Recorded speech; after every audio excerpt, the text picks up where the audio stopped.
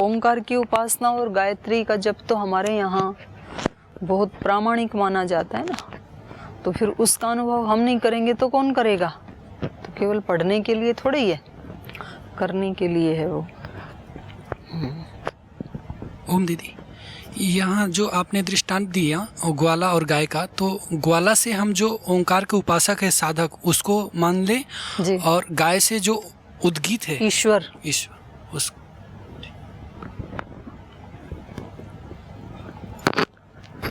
चलो फिर।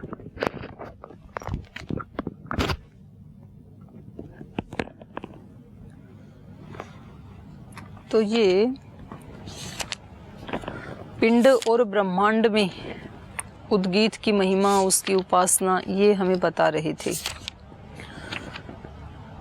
तो पिंड में प्राण उसका प्रतिनिधि है और ब्रह्मांड में सूर्य है, तो ये दिखा दिया। तो सूर्य और प्राण के साथ साथ ही फिर इन्होंने तीनों लोक भी उद्गीत के ही प्रतिनिधि हैं, और त्रयी विद्या भी, और पिंड में प्राण और वाणी ये भी, ये सब उसी के प्रतिनिधि हैं।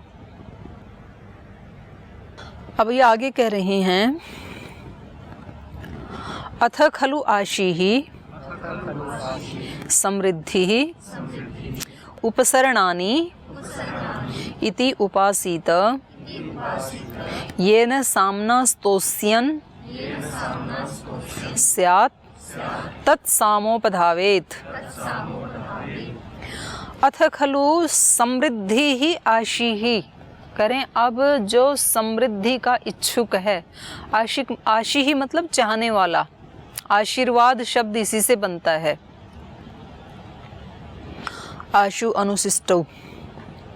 अथ खलु समृद्धि आशीः उपसरणी इति उपासीत। उपसरणी माने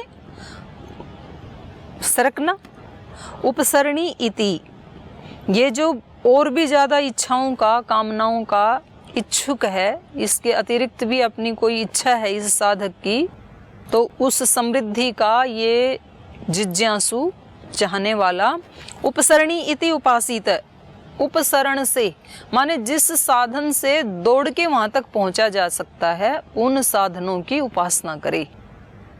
इससे भी ज़्यादा जो समृद्धि का इच्छुक है, ऐश्वर्य का इच्छुक है, इतना तो हमने बताया। इससे भी ज़्यादा किसी को ऐश्वर्य की इच्छा है, किसी की अभिष्ट कामनाएं हैं, तो वो इसके लिए उपसरणी इति उपासित, उस कामना को पूरा करने वाले उस ब्रह्म के पास दौड़कर जाने का जो साधन है, उनकी उपासना करे।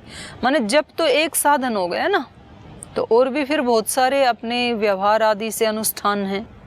तो एक जो साधक होता है वो अपना एक पल भी तो समय खराब नहीं करता है, उसको ध्यान रहता है, और एक बूंद भी अपनी शक्ति नष्ट नहीं करता है। मतलब पराई बातों में, पुरानी बातों में, व्यर्थ चिंतन में जब हम करते हैं वो, तो उससे हमारी शक्ति क्या होती है? ह्रास हो रहा है ना हमारा। तो हमें तो पता नहीं चलता है, वो होता ही रहता है हमारा ह्रास, वैसा चिंतन चलता है, फिर वैसा हमारा वाणी व्यवहार भी चलता रहता है, तो हमें पता नहीं चलता है उसका कि पल पल करके मेरा जीवन चला जा रहा है और बूंद बूंद करके मेरी शक्ति का भी ह्रास हो रहा है इस चिंतन से। और फिर उसकी एनर्जी भी बहुत कम हो जाती है। जैसे मशीन होती है ना, नई नई आती है तो बहुत फास्ट काम करती है, क्योंकि उसमें एनर्जी फुल होती है। फिर जैसे जैसे पुरानी होती जाती है तो वैसे उसकी काम करने की कैपेसिटी कम होती चली जाती है। तो हम कहते हैं अभी पुराना हो गया। जैसे मोबाइल भी पुराना हो जाता है तो फिर उसकी काम करने की स्पीड कम हो जाती है। नया नया आता है तो बहुत तेज़ स्पीड से करता है। तो ऐसे ही जो हमारे मन, बुद्धि, इंद्रिय आदि हैं, तो जब हम इनका ठीक ढंग से प्रयोग नहीं करते हैं, दुरुपयोग करते हैं, हमारे भाव, चिंतन, संकल्प, विचार, क्रियाएं वैसी नहीं होती हैं शक्ति देने वाली, बल्कि ह्रास करने वाली होती हैं, तो फिर उन इंद्रियों की भी शक्ति का ह्रास होता है। तो साधक क्या करता है, अनेक साधनों से उसको ठीक रखने के लिए प्रयास करता है। फिर तो ये तो एक साधन था उद्गीत की उपासना, ऐसे वो और साधनों का भी फिर ठीक ठीक प्रयोग करता है। जैसे किसी को स्वस्थ रहना है तो व्यायाम प्राणायाम करना तो एक साधन है ना, और साधन क्या है, आहार बहुत अच्छा उसमें एक मुख्य साधन है, फिर निद्रा उसमें मुख्य साधन है, नींद अच्छी नहीं आएगी तो भी स्वास्थ्य ठीक नहीं रहेगा, फिर विचार भी उसमें मुख्य साधन है, फिर कर्म भी उसमें एक साधन है। कर्म मतलब सेवा, निष्काम कर्म, नहीं तो सकाम कर्म करेगा तो भी फिर स्वास्थ्य पे असर पड़ेगा। तो ऐसे बहुत सारे साधन हैं, सेवा करना, दान देना, समर्पण करना, किसी की सहायता करना, तो ये सारे ही साधन क्या करते हैं, चारों तरफ से स्वास्थ्य को ऊपर उठाते हैं। तो इसलिए इन्होंने कहा अथ खलु समृद्धि आशी उपसरणीति उपासितः, जो इससे भी ज़्यादा समृद्धि का इच्छुक है तो ये समृद्धि कैसे हो, तो उसके बारे में कह रहे हैं। उसको उपसरण की, उपसरण माने उस ब्रह्म की तरफ दौड़ने वाले साधन की उपासना करनी चाहिए। कैसे, ये न सामना स्तोष्यन स्यात् तत्सामोपधावेत, कह रहे हैं जिस साम के मंत्र से उसको स्तोष्यन करना है, स्तुति करनी है। वहाँ पर अलग अलग स्तोत्र हैं, जैसे 8 ऋचाओं के एक ग्रुप को स्तोत्र कहते हैं सामवेद में। तो अलग अलग कामना की इच्छा के लिए अलग अलग स्तोत्रों का पाठ किया जाता है, गायन किया जाता है, और अलग अलग स्तोत्र के लिए अलग अलग ही गान हैं।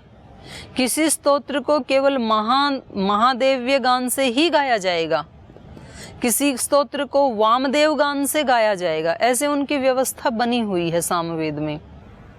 तो कह रहे हैं ये न सामना स्तोस्यन स्यात्, जिस साम के ऋचाओं के ग्रुप से उसको स्तुति करनी है, स्तोष्यन करना है ईश्वर का, तत्सामोपधावेत, उस साम के पास इसको अपना चित्त दौड़ाना चाहिए। उपधावेत माने दौड़ना चाहिए इस साधक को, अर्थात जिस स्तोत्र से हमें स्तुति करनी है उस ब्रह्म की, उन ऋचाओं के ऊपर ही अपने मन को चिंतन मनन में लगाना चाहिए, वहाँ अपने मन को दौड़ाना चाहिए। हमारा मन तो कहीं और दौड़ रहा है और वाणी से हम स्तोत्र पाठ कर रहे हैं, तो फिर उसका पूरा लाभ नहीं होगा ना। तो इसलिए कह रहे हैं कि हमें जिस जिस साधन से उसके पास जल्दी से पहुंचा जा सकता है उस साधन को भी हमें अपनाना चाहिए, उसके पास दौड़ने वाला साधन लेना चाहिए। जैसे मान लो आपको किसी से मिलने की बहुत ज़्यादा उत्सुकता है, तो आप जल्दी से जल्दी पहुंचना चाहेंगे ना। आपको पता लगे कि आप स्वामी जी से सैकड़ों साल पहले बिछुड़ गए थे और फिर आज मिलने का अवसर मिला है आपको, और उन्होंने आपको आने की अनुमति दी है, तो अभी आपको जाना है संत कुटीर में या फेज 1 में जाना है आपको, और तो आप क्या करेंगे, जल्दी से जल्दी कैसे पहुंच सकते हैं उसके ऊपर चिंतन करेंगे ना। यदि मान लो यहाँ कोई गाड़ी उपलब्ध है तो, और आप पैदल भी जा सकते हैं और आप साइकिल से भी जा सकते हैं, तो आप कौन सी चीज़ का प्रयोग करना चाहेंगे, गाड़ी का, कि भी जो गाड़ी खड़ी है तो हम इससे जाएं ना ताकि हम जल्दी पहुंच जाएं। गाड़ी नहीं है तो फिर सेकंड में आप साइकिल का उपयोग करेंगे, वो भी नहीं है तो फिर दौड़ने का, आप जल्दी दौड़ के जाएंगे। तो ऐसे जिस साधक को ये है कि मुझे तो उस ब्रह्म से इस अपनी समृद्धि को पाना है, इस ऐश्वर्य को मुझे प्राप्त करना है, तो वो जिस साधन से मिल सकता है जल्दी से उसकी तरफ उसको ध्यान देना चाहिए। तो सबसे पहले जिस स्तोत्र से वो स्तुति कर रहा है उधर अपने मन को दौड़ाए, अर्थात तो उसका चिंतन मनन करे कि इन ऋचाओं में क्या कहा है, फिर जिसने कहा है, जिस ऋषि ने उन ऋचाओं की खोज की है उसके चित्त के साथ अपने चित्त को जोड़े, तो तब उनका आएगा ना।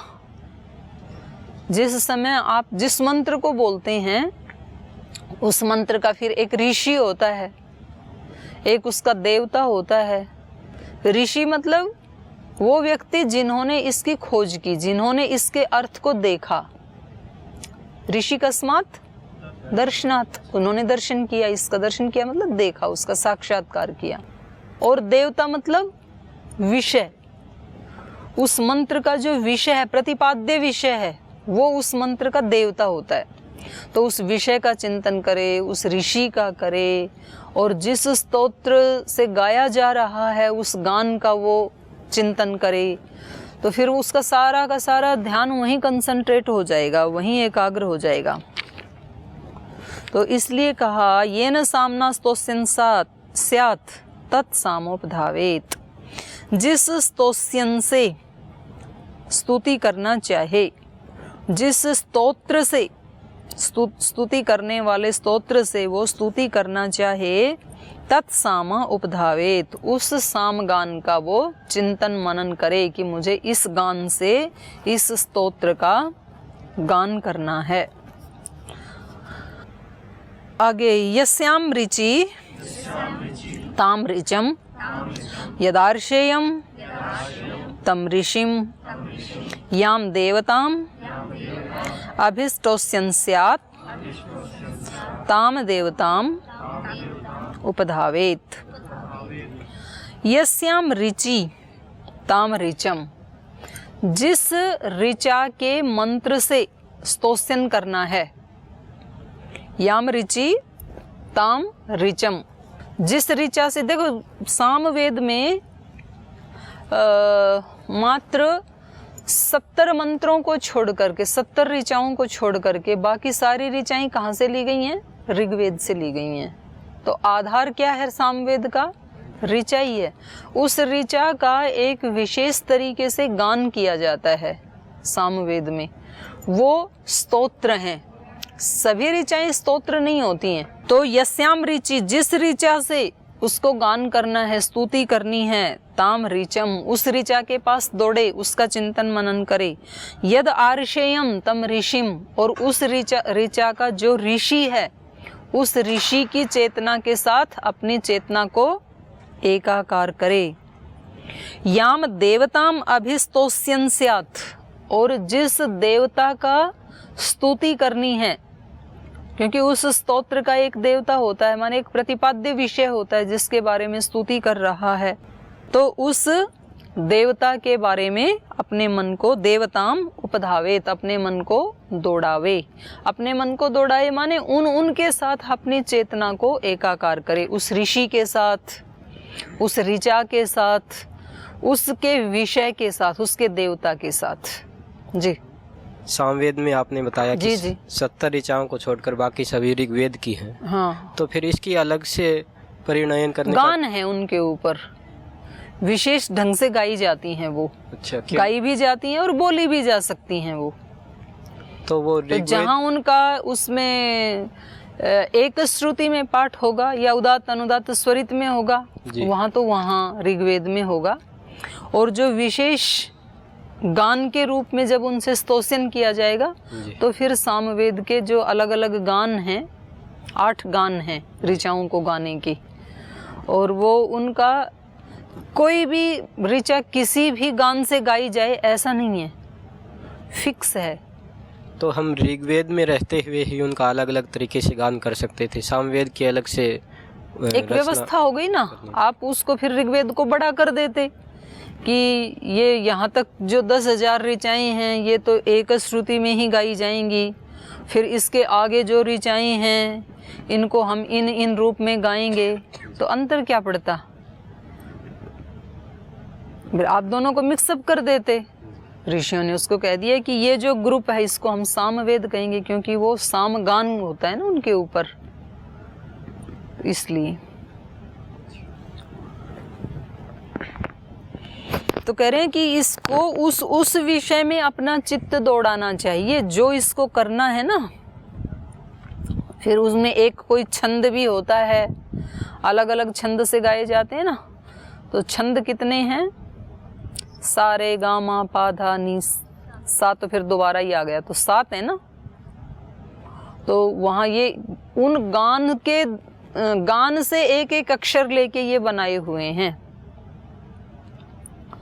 सा से एक गान है वहाँ पर, रे से एक है, सा से हैं जी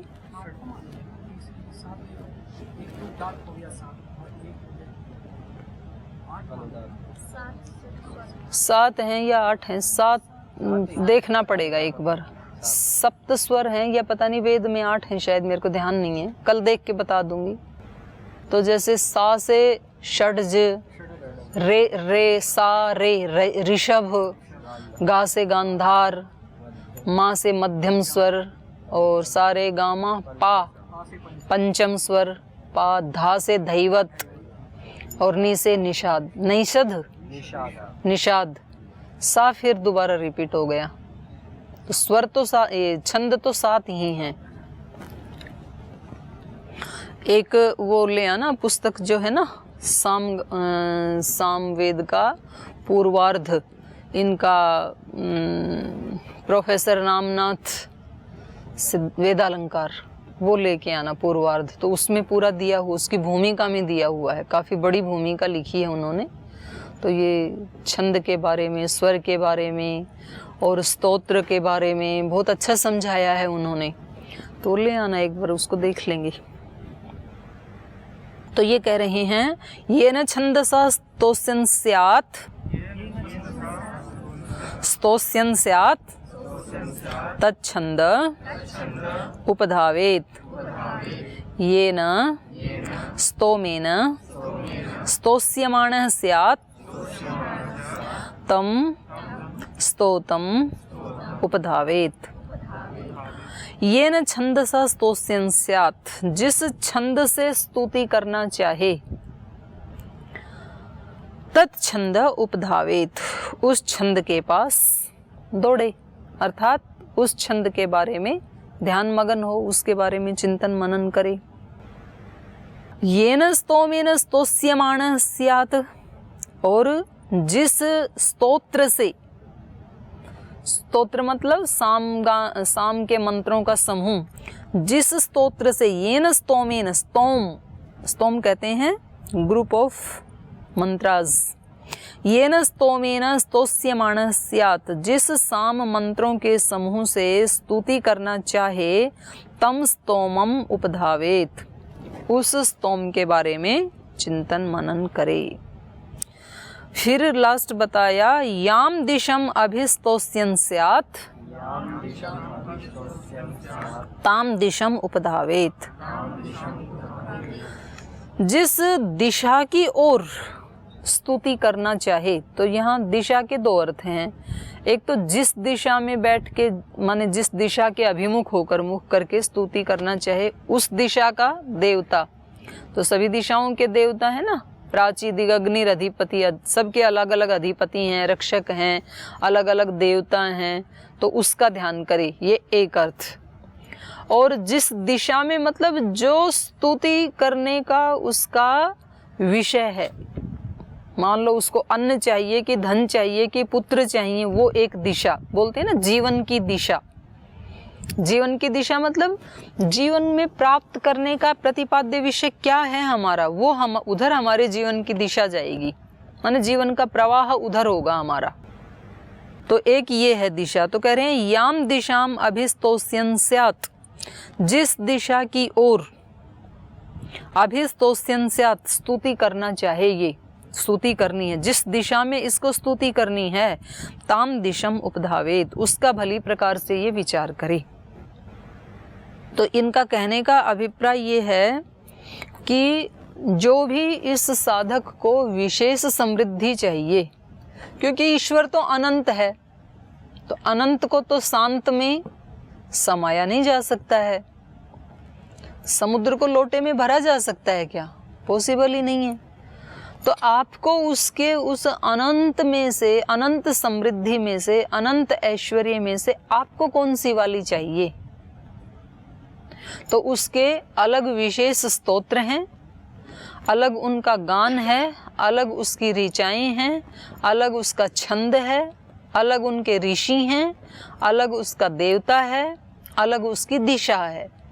तो आपको जो समृद्धि विशेष चाहिए, आपको अपना मन उसकी तरफ दौड़ाना चाहिए। हमें क्या चाहिए जीवन में? जैसे संसार में तो बहुत सारी वस्तुएं हैं और सभी वस्तुएं अपने आप में अच्छी हैं। संसार में डॉक्टर बनना भी बहुत अच्छी बात है, कितने रोगियों को जीवन देता है। संसार में इंजीनियर बनना भी बहुत अच्छी बात है, कितने लोगों को आश्रय देते हैं और कितनी अच्छी अच्छी कलाकृति बनाते हैं, कितना नया नया सृजन करते हैं। टेक्नोलॉजी का टेक्नोलॉजिस्ट बनना भी बहुत अच्छी बात है। जीवन में एक मजदूर किसान बनना भी बहुत अच्छी बात है, क्योंकि सबका पेट तो किसान ही भरते हैं। जीवन में एक ऋषि बनना भी बहुत अच्छी बात है, क्योंकि इन सारे कार्य करने वालों के जीवन को दिशा देने वाले तो ऋषि ही होते हैं। तो सबको मिलाकर के ही तो सुंदर संसार बना है ना। पर मैं सब कुछ तो बन नहीं सकता हूँ, मुझे क्या बनना है ये तय मुझे करना है। तो जो मुझे बनना है, जो मेरे जीवन का लक्ष्य है, मुझे फिर उस लक्ष्य को पूरा करने के लिए जो जो साधन हैं उनके बारे में ही निरंतर विशेष चिंतन मनन करना चाहिए। अपने मन को उधर दौड़ाना चाहिए। उपधावेत कहा ना, तो मन तो दौड़ता ही रहता है, लेकिन मुझे करना कुछ और है और मेरा मन दौड़ता कहीं और दिशा में है, तो फिर तालमेल नहीं बैठेगा ना। तो ये हम सबके जीवन की समस्या होती है। हम बनना कुछ और चाहते हैं, लक्ष्य कुछ और है, और चिंतन उससे उल्टा चलता है। हमारा चिंतन कुछ और करते हैं, तो फिर तालमेल नहीं बैठेगा ना। बनना है ऋषि, बनना है ब्रह्मचारी, बनना है सेवक, और हमेशा चिंतन क्या चलता है, मुझसे नहीं हो पाएगा, मेरे बस का नहीं है, मेरे अंदर तो कमी सामर्थ्य है। तो आप अपने आप को खुद ही क्या कर रहे हैं, खुद ही अपनी शक्तियों का ह्रास कर रहे हैं, उससे उल्टा कर रहे हैं। आप अभी अभिशाप दे रहे हैं अपने आप को। दूसरों से तो वरदान आशीर्वाद मांगने जाते हैं ना हम, जी हमने संन्यास लिया है, हम इस मार्ग पे आगे बढ़ना चाहते हैं, जी हमने ब्रह्मचर्य की दीक्षा ली है, हम एक विशेष जीवन जीना चाहते हैं, हमें आशीर्वाद दीजिए। तो संतों के पास जाते हैं, महात्माओं के पास जाते हैं, वो आशीर्वाद देते भी हैं, माता पिता से आशीर्वाद मांगते हैं, लेकिन खुद गलत आशीर्वाद देते हैं 24 घंटे अपने आप को। तो उन सब के आशीर्वाद भी फलीभूत नहीं हो पाते हैं। इसलिए पहले आशीर्वाद अपने आप को खुद दीजिए। और खुद दीजिए मतलब मुझे ऐसा बना दो, ऐसा नहीं, मैं वही हूं, पहले से वही हूं, उसको केवल अभिव्यक्त करना है। पत्थर में मूर्ति पहले से ही है, कलाकार उसको केवल अभिव्यक्त करता है, अतिरिक्त जो पत्थर मिट्टी उसको हटाता है। वो मूर्ति तो पहले थी उसमें, उसको एक शेप देता है कलाकार केवल। तो हम तो पहले से ही वो हैं, पहले से ही हर आत्मा ऋषि है। ऋषि क्या होता है, शुद्ध आत्मा, पवित्र आत्मा। आत्मा पहले से ही पवित्र ही है। उस ऋषित्व को अभिव्यक्त मात्र करना है मुझे। तो हर आत्मा को ये विश्वास हो कि तो मैं तो पहले से ही वही हूं, मुझे प्राप्त नहीं करना है, मुझे उसको अभिव्यक्त करना है। कुछ नया सृजन नहीं होगा, कोई नई उत्पत्ति नहीं होगी, बस उसको हटाना है जो एक्स्ट्रा है। और उसको हटाने की शक्ति भी मेरे अंदर पहले से ही है। और यदि मैंने उसका सदुपयोग किया और फिर भी आवश्यकता हुई शक्ति की, तो वो अपने आप ही आ जाएगी मेरे अंदर स्रोत से, मांगने की भी आवश्यकता नहीं है। तो इसलिए अपने मन को उधर उधर दौड़ाए, जो जो उसमें साधन बन सकता है।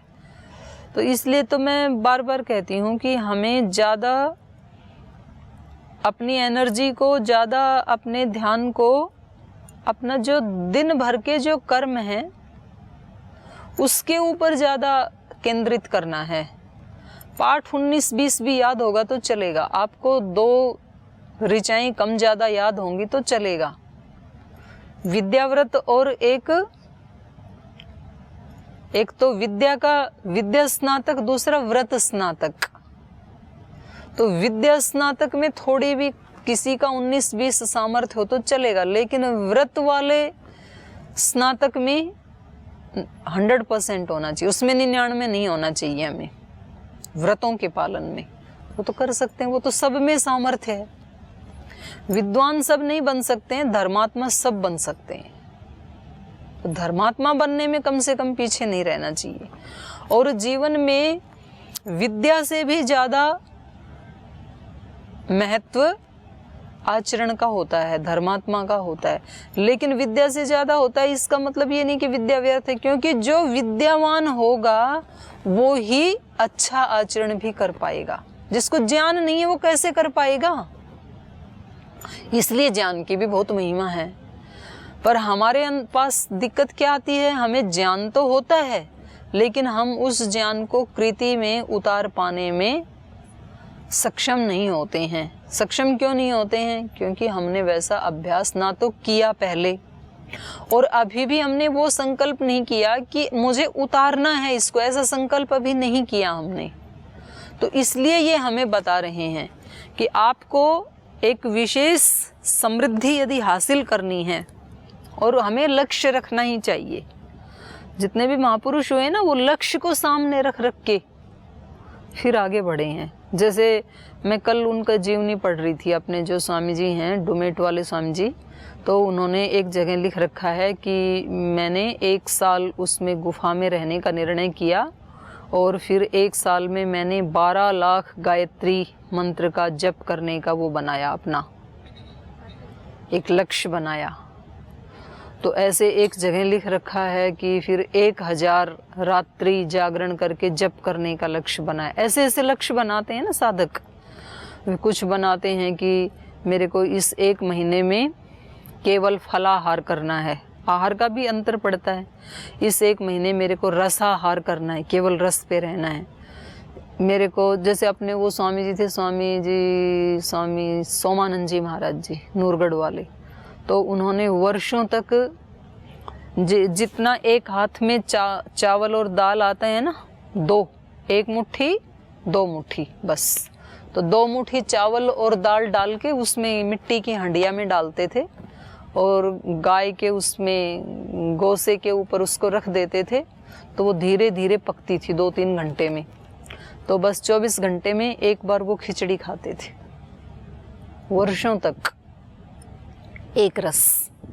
तो आहार का भी हमारे उसमें प्रभाव पड़ता है, विचार का भी प्रभाव पड़ता है। वो साधक जागरूक होते हैं कि मुझे इतने मंत्र का जाप करना है, तो अब उसको, क्योंकि दिनचर्या भी तो इतनी टाइट है, तो इतने मंत्र जाप करने का टाइम कहाँ मिलेगा?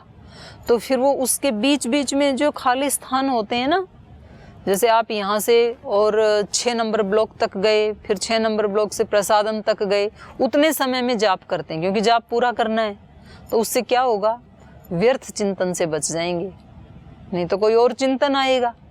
और ये क्या करता है साधक? उस समय में गायत्री का जाप करता है, ओम का जाप करता है। तो इसलिए शुरुआत में साधक फिर उसकी काउंटिंग करके लक्ष्य रख लेते हैं कि मुझे आज के दिन में 100 गायत्री का जप करना है, 101 का करना है।